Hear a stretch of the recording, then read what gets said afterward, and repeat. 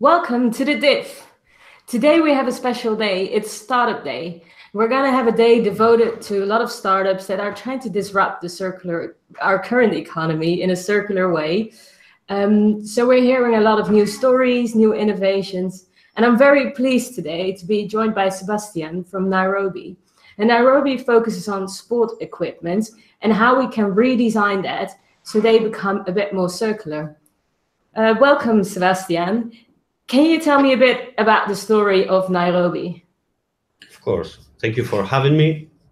Well, Nairobi started with my partner and I discussing about science and problems that we wanted to fix on everything. But we have a big problem with snowboard, with ski, with surf, which were the sports we practice. And we noticed that we spent a lot of money in boards and in surf, and every product we bought ended up in our backyard as trash. And he's a materials engineer, and it was verified that the product was impossible to recycle.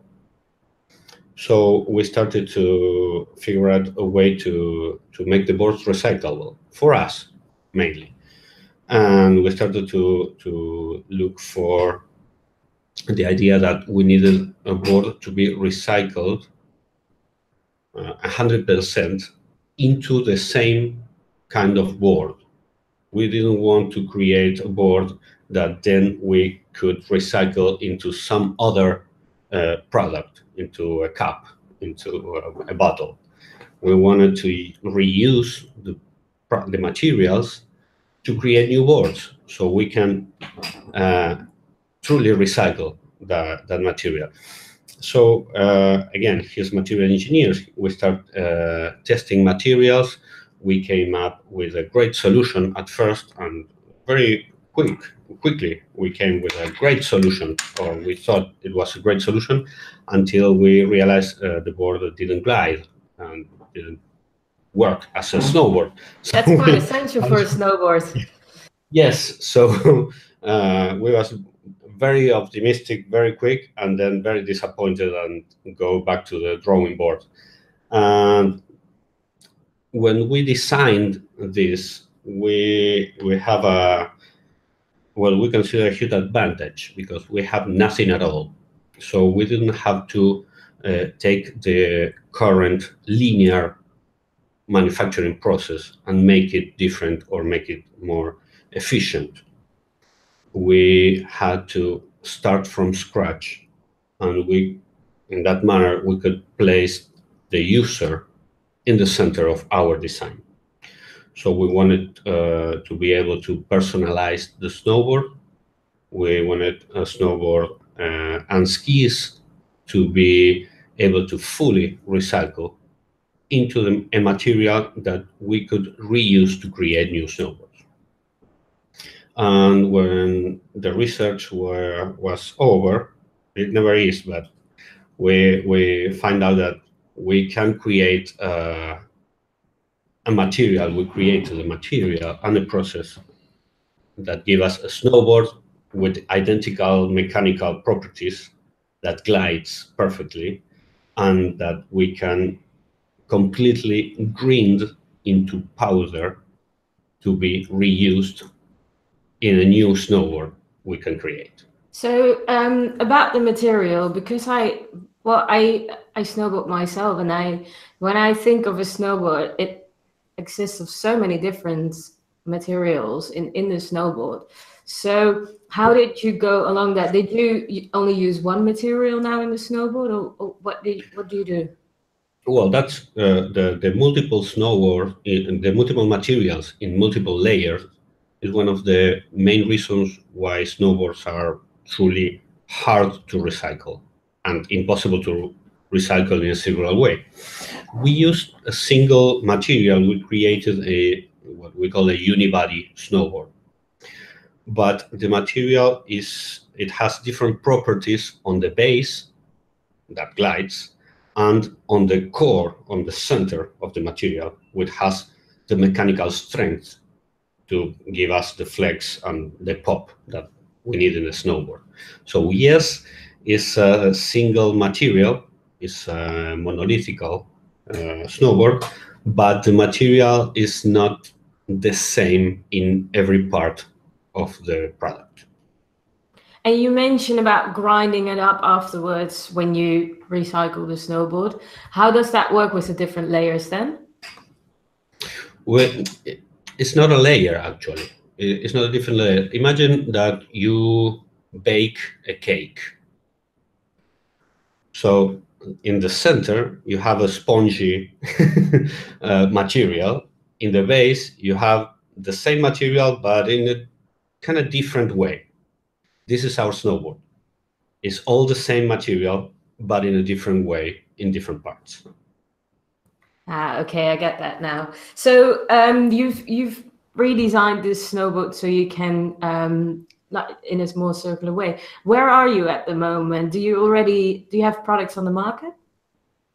We did a pilot sale to a big ski center in Argentina, and we have some small clients that use our snowboard for marketing purpose to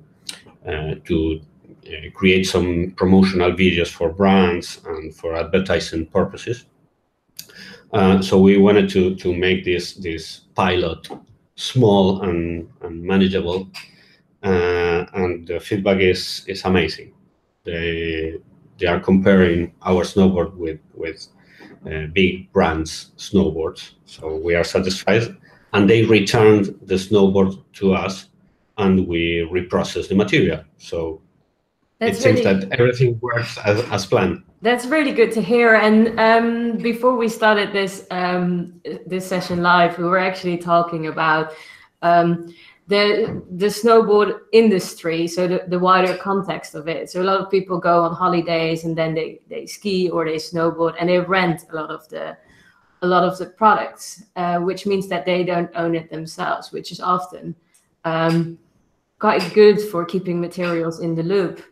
So can you tell me a bit about how you approach that rental market with your startup? Definitely. When we were talking about putting the user in the center, we were actually talking about researching what the user wants. And one of the main trends that is going on millennials, of course, is the less ownership trend. Millennials don't want to own things, but to have experiences. So they rent. And rental stores account for 60% of the market in Europe, 74% in China, 75% in US. And yes, not having the snowboards and equipment in the users is a way to keep the materials controlled. But the rental stores are buying a lot of equipment, and they are renewing a lot of equipment every year. So up to 40% of the stock that they have for renting is going to be waste next year. So do you know what they do at the moment when they buy their new stock? What do they do with their old stock? Well, there are two paths for that used product. They resell it or have someone, the big rental store, have second-hand rentals or cheaper rentals. And when the used snowboards are too used for those cheaper rentals, they go to waste yard, or they sell those used snowboard cheaper, and eventually they are going to waste yards. This is true for snowboards, for skis, and it's actually worse for surfboards, for example. So I know when we talk about rental, one statement that often is talked about why people don't want to rent is because they want to own their own stuff. They want to, so when people ski, when people snowboard, they want to have their own because it's kind of accustomed to their way of riding with it. How do you work with that? Well, the fascinating fact about putting the user in the middle of your design is having these considerations. Okay, we need the board to be recyclable, but we need to make it customized. So the process, we simplified the process in order to simplify the way a user can input their preferences to the snowboard.